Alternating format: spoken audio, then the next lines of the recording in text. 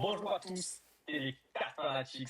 Et aujourd'hui, on se retrouve pour l'avant-match opposant Lille à l'Olympique de Marseille.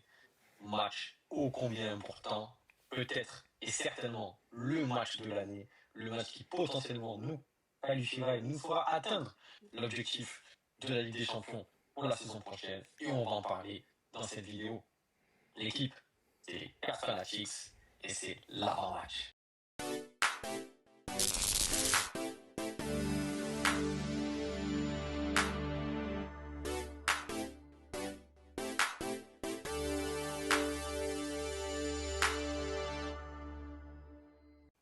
Bon l'équipe, pour cet avant-match, Lille-Marseille, comme vous l'a dit Jean-Marc, un match très très important dans la saison. Et plus on va avancer, plus j'ai l'impression qu'il va être important, même si celui-là quand même, face à un concurrent direct est d'une importance quand même assez dingue, si on peut dire ça, comme ça. Pour cet avant-match, comme à l'habitude, on va aller faire un petit tour au niveau des compos probables.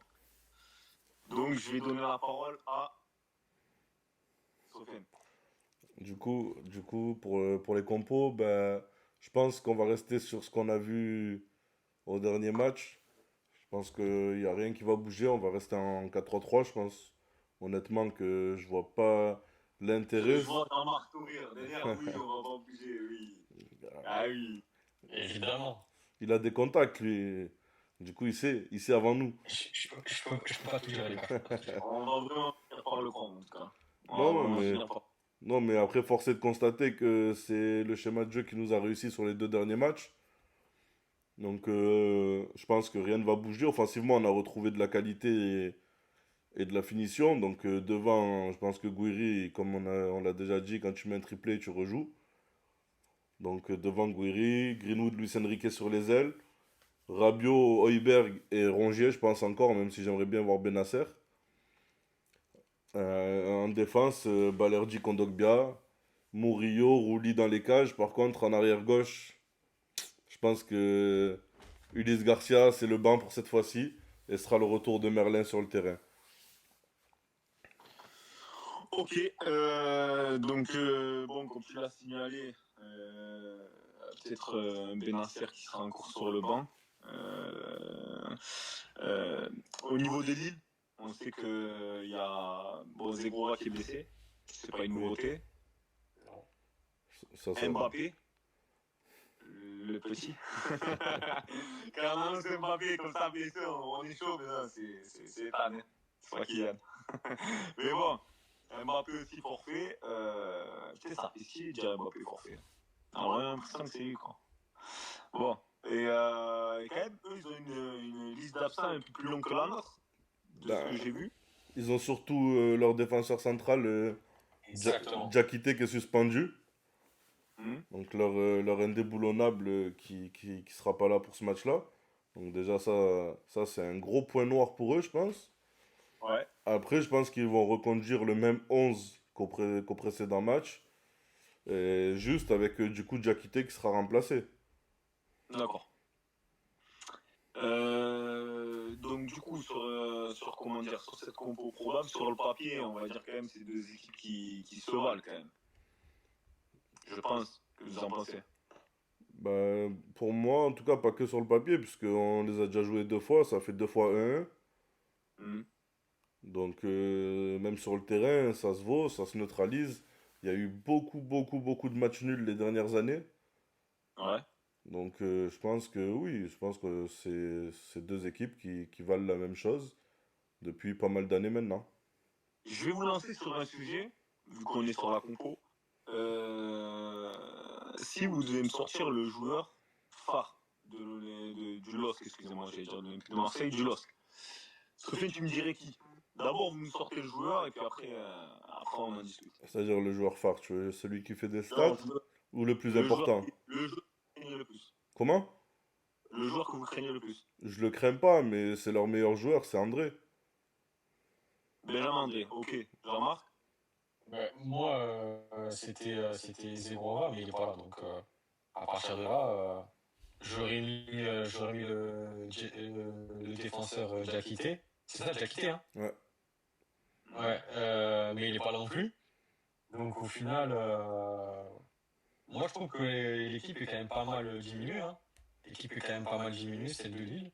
Et que au final, je ne rejoins pas forcément Sofiane sur.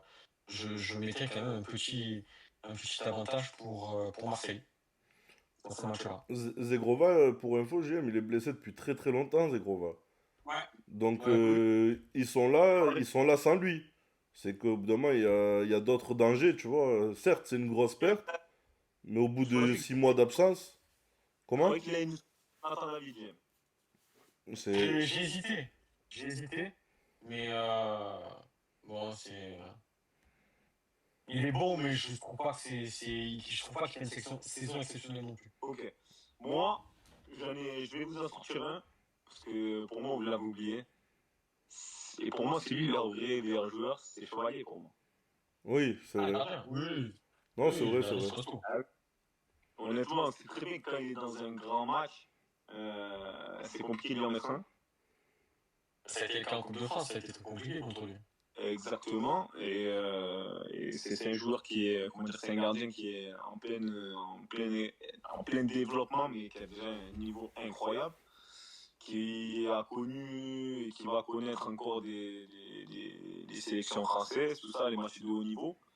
Maintenant qu'on a cité ces trois-là, cette colonne, qui est quand même assez solide, Chevalier, André et David, parmi les trois, lequel tu crains le plus, genre? Ouais, Chevalier du coup. Chevalier. Chevalier, 100% même. Ouais. Parce que comme tu dis, s'il est dans un grand jour et que nous c'est un peu plus compliqué, on joue à l'extérieur, patati patata, euh, ça va être, euh, ça va être compliqué. Sofiane? Ouais, pareil, réellement. Je te dis, pour moi, leur meilleur joueur sur le terrain, c'est André. Mais de là à craindre un milieu défensif relayeur, non. Mais dans les cages, par contre, c'est lui qui peut t'écœurer et faire gagner des points à son équipe. C'est Chevalier. Surtout, on est une équipe, je pense, qui peut être amenée à douter. Et si le mec il manque confiance en début de match, je pense que vraiment pour nos attaquants, ça risque d'être compliqué. Ça risque d'être compliqué. Comme tu, Ouais. comme tu dis, Yacine, clairement, nous on peut être amené à douter parce que la pression elle est sur nous. Eh oui, Aujourd'hui, si Lille l'année prochaine est en Ligue des Champions, tant mieux. Si elle l'est pas, ça va pas changer grand-chose. Nous, ça change tout. Nous, ça nous, change ça tout. parce que comme Je tu dis, dirais pas que le club va couler, mais laisse tomber la situation dans laquelle le ah club ben, va être. il y a plusieurs joueurs qu'on a ramenés et que clairement, c'est les conditions pour qu'ils restent quasiment, de ce Mm. qu'on sait. C'est les conditions pour qu'ils restent. Financièrement aussi, il y a des prêts avec des options d'achat obligatoires. Donc, tu es obligé aussi d'avoir des finances qui suivent. Et pour cela, il faut se qualifier en Champions League. Donc, clairement, oui, je pense comme toi. Qu'à l'heure d'aujourd'hui, nous, notre pari, notre pari, pour moi, c'est là. Notre pari. Oh les gars, ma blague, elle était bien, elle était cornée. Elle était light un peu. Ouais. Elle était là. Ouais, elle était light, ouais. Allez, bref, et non, donc du coup, nous, c'est un pari où on n'a vraiment pas le choix. Il faut qu'on se qualifie. Comme tu dis, nous, c'est un devoir. Eux, alors d'aujourd'hui, ça serait un plus. Ça serait une bonne saison pour eux. Mais nous, c'est minimum. La Ligue des Champions, c'est minimum. Donc, une fois qu'on a reballé tout ça, donc on a signalé, hein, c'est comment dire, un duel avec un adversaire direct, là, pour le coup. Ils sont juste derrière nous. Euh, En plus, on a vu cette semaine qu'ils vont sortir les gros moyens pour l'accueil au stade des Olympiens. Chose qui se fait souvent d'ailleurs à l'extérieur. Hein. Souvent, quand il y a Marseille qui vient, les équipes à domicile, elles poussent, elles s'affolent. Qu'est-ce que vous en pensez, vous, concernant ça? Est-ce que je pense que d'avoir le public lillois derrière eux, ça va être aussi quelque chose de compliqué pour nous, non? Non, ça, personnellement, pour moi, c'est pas un truc qui m'inquiète, et d'autant plus que les retours que j'ai vus et lus dans les journaux cette semaine la poursuite du stage à Rome montre bien que le collectif olympien commence à bien se souder. J'ai l'impression ils ont vraiment pris le projet enfin Ligue des Champions à cœur et qu'ils vont tout faire pour atteindre cet objectif. Donc ça serait que renforcer justement ce truc où voilà, on est l'Olympique de Marseille seul contre tous, on se déplace là-bas, on va prendre cette victoire et on rentre à la maison tout simplement. Sofiane, toi, Ouais, est-ce que ça t'inquiète? non, euh, je suis d'accord. J'ai pas envie de m'inquiéter pour un stade aussi plein soit-il. Je pense qu'il n'y a pas d'équivalent au Vélodrome en Ligue 1. Et notre équipe, elle joue déjà au Vélodrome. Donc on va pas s'affoler pour une autre ambiance qui n'en plus... tu vois, on sait tous que Lille, c'est pas Marseille. Donc qu'ils fassent de l'ambiance, c'est bien pour eux. Tant mieux, mais après, moi, je m'affole pas. Je m'affole pas comme j'aime. Je pense que non. Là, nos joueurs, ils ont l'air d'avoir la pleine conscience de ce qu'il faut faire. Ils ont l'air d'avoir le groupe qui s'est assez bien soudé pour la mission en fin de saison. Donc, je pense pas que ça va les affoler, honnêtement. Et Nous, en on est plus de tous ça, cool. il y a 1000 supporters qui se déplacent Mhm. de l'Olympique de Marseille, donc je pense que ça va mettre quand même une petite ambiance. Ouais, mais justement, moi, je pense pas comme vous. Je pense que les clubs et les voisins de Lens, c'est à peu près pareil. C'est des clubs où, quand il y a l'ambiance, eux, limite, c'est que du plus, tu vois. C'est pas une ambiance pesante comme à Marseille. À Marseille, tu sais que les supporters, ils attendent de toi. À Lille, j'ai l'impression que c'est vraiment, voilà, c'est un plus, c'est de la motivation, mais il n'y a pas de pression. Les joueurs, du moins, ils sont pas impactés par la pression. Je sais pas si j'arrive à me faire comprendre. Oui, parce que l'ambiance, c'est donc une fois ou deux dans l'année, un peu quand c'est des matchs en jeu, un peu quand c'est Ouais. Paris qui vient, Marseille qui vient.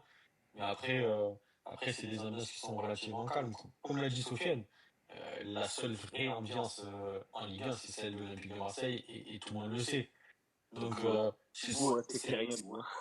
c'est pour ça, c'est pour ça que nos joueurs sont largement habitués à des soldes ambiances parce que un week-end sur deux, bah, ils sont à domicile. À l'extérieur, ils peuvent le remplir le stade, hein, ça va jamais rien changer. Oh, surtout qu'à l'extérieur, des fois, on est aussi à domicile. Exactement. Faut aussi Ça, bien. je voulais en parler aussi. Ah. D'où la phrase de Ribéry qui avait dit que le stade Vélodrome était aussi plein à l'extérieur qu'à domicile. Francky, on t'adore, hein, en tout cas. Ouais, ce que je disais, par contre, vous pissez un peu sur tout le monde quand même, vous respectez rien. Et je sais qu'on est l'ambiance. Attends, Non, on attends, respecte. faut réagir. Je sais qu'on est l'ambiance, on est une des meilleures ambiances du monde, la meilleure en Europe, ça c'est clair. Mais quand même, les gars, vous n'avez rien à foutre de. Ah ouais, compris. Non, franchement, je suis vraiment sincère. C'est pas de l'arrogance. Non, C'est pas. Non, mais attends, attends, attends. Tu viens de me citer le Chaudron et Lens. On Regarde, n'a pas parlé de Lille. juste, Là, on juste, parle de Lille, frère. Depuis quand Lille, c'est un Chaudron?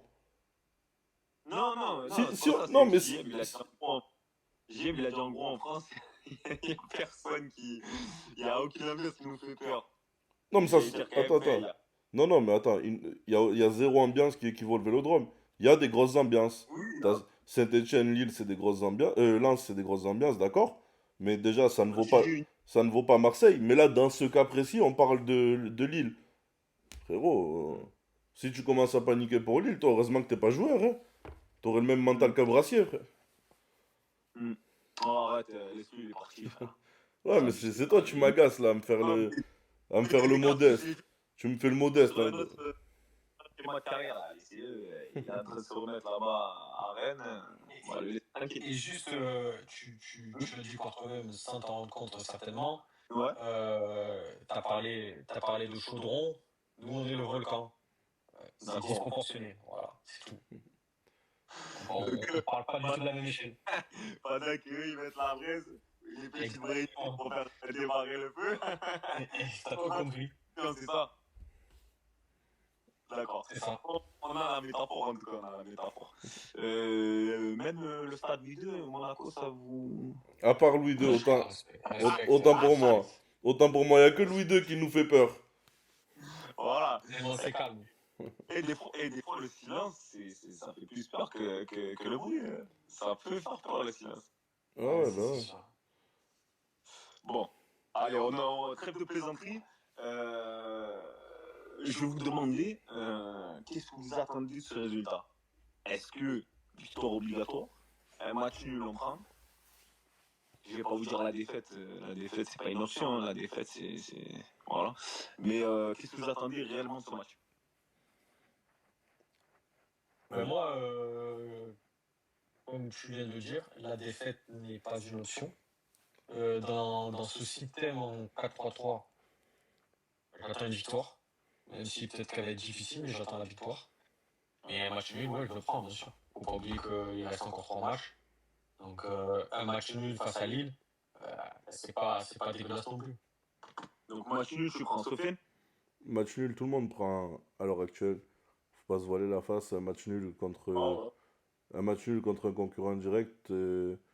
Tu, avec un match nul, tu te sécurises la deuxième place à la fin de la journée, puisque même si Monaco revient à égalité, je crois qu'on a la meilleure différence de but. Hmm. Donc tu te sécurises quasiment la seconde place à la fin avec un match nul. Et il te reste Si Le Monaco Havre à l'extérieur et avec Rennes. un match, tu les mets un point. Comment? Si Monaco gagne avec un match nul, tu les mets un point. Il y a T'as- 59-58. Donc ouais, donc tu restes quand même deuxième avec un match nul. Et derrière, Oui, oui. t'as plus Ah, qu'à je signe. t'as plus qu'à faire le Ah boulot oui. au Havre, même si Le Havre, ça va pas être facile. Et à la maison contre Rennes. Donc forcément, tout le monde signe. Après, le but, c'est pas d'aller chercher un nul. Le but, c'est d'aller chercher une victoire. Et s'il y a un nul, ben, on prend quand même. Ok. Justement, est-ce que pour vous, on a 3 journées de la fin? Donc ce match-là, c'est l'avant-avant-dernière.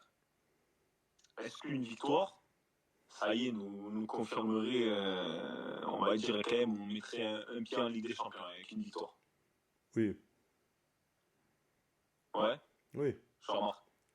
Oui, oui, oui, clairement, avec une victoire face à Lille, un concurrent direct, euh, clairement, oui, oui, dans la tête, tu mets un pied en Ligue des Champions. Et comptablement aussi, quasiment. D'accord. Ok. Oui, numériquement, en tout cas, on n'en est pas loin, parce que si tu prends une victoire, tu te retrouves à 61 points. 61 points, selon les résultats qu'il y aura dans la journée, ouais, ouais, ça peut sentir bon. Ben, Ça peut sentir bon. sachant que tout le monde aura déjà joué, donc tu seras fixé sur le classement final une fois que toi tu joues. Et Mhm. effectivement, franchement, il y a qui? Derrière, c'est Monaco. Monaco, ils ont un déplacement pas facile, justement au Chaudron. Petit clin d'œil à tout à l'heure. Donc, ils ont un déplacement pas facile samedi soir. T'as Lyon, je sais plus contre qui ils jouent, qui, à mon avis, va prendre les points parce qu'ils doivent encore être à domicile. Et Mhm. t'as Nice qui joue ce soir et Strasbourg. Strasbourg qui reçoit Paris. Ils vont prendre l'équipe D de Ouais. Paris. Ils vont prendre l'équipe D de Paris. Donc, il y a moyen de prendre quand même un résultat. Moi, je me méfie vraiment de Strasbourg, hein. Strasbourg, je pense qu'ils vont finir en boulet de canon, comme on dit. Bah oui, je pense, comme je te dis, Strasbourg peut prendre un résultat contre Paris. Nice-Reims, ça va être chaud. Lyon-Lens, ça va être chaud. Et Saint et Monaco, ça va être chaud. Donc, selon ce qui va se passer dans le week-end, oui, comptablement, tu auras un pied en Ligue des Champions. Ok. Ok. Bon, bah écoutez, on va passer à notre dernier exercice, du coup, les pronostics. Est-ce que quelqu'un veut se lancer là? Bon, si tu veux. Ah, je vais faire du grand classique, hein. 2-1 pour l'OM. 2-1 pour l'OM. Ah, t'as pris un résultat quand même qui est pas loin de, comment dire, qui est très envisageable, on va dire. Sofiane, 2-2. 2-2, bien. Ok. Moi, je dirais, allez, on prend des risques, hein. Habituellement, c'est moi le plus timide, mais là, on va dire 2-0, je pense. 2-0 pour l'OM. L'homme du match, on va commencer par qui? Peu importe. Je vous laisse. Moi, je dis Adrien Vas-y, Rabiot. Sofiane. Ah, j'ai remarqué Boyard, j'ai l'impression. Non, j'étais en train de me remémorer le truc. Et cette fois-ci, je vais dire Greenwood. Je vais prendre Gouiri. Je vais prendre Gouiri. Tu vas, Il y tu aura vas à une à la facilité. la facilité, pas trop. Moi, franchement, je pense que mon premier choix, c'était Rabiot. Ah ouais? Ouais, je pense.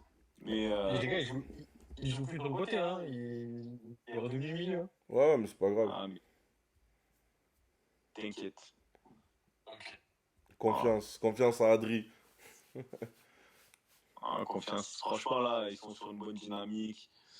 Ça promet d'être intéressant. Ah, j'espère vraiment que sur ce match, on va avoir la même détermination qu'on a vue sur le précédent match. Et, et vraiment, qu'ils vont aller chercher cette victoire. Pas qu'ils disent un résultat nul, ça reste un résultat positif. Vraiment, moi, je veux voir des tueurs sur le terrain, un système de jeu bien établi et l'envie d'enfoncer. L'envie de vaincre, comme dirait notre Exactement. chanteur en Algérie de Marseille. Bah écoutez, je vais te laisser, Sofiane, est-ce que tu as quelque chose à dire avant de clôturer la vidéo? Non, non, rien de spécial. Là, je pense qu'on a fait le tour. Et voilà, hein. On va attendre avec impatience le, La parole à Jean-Marc. le match. Bon, vas-y.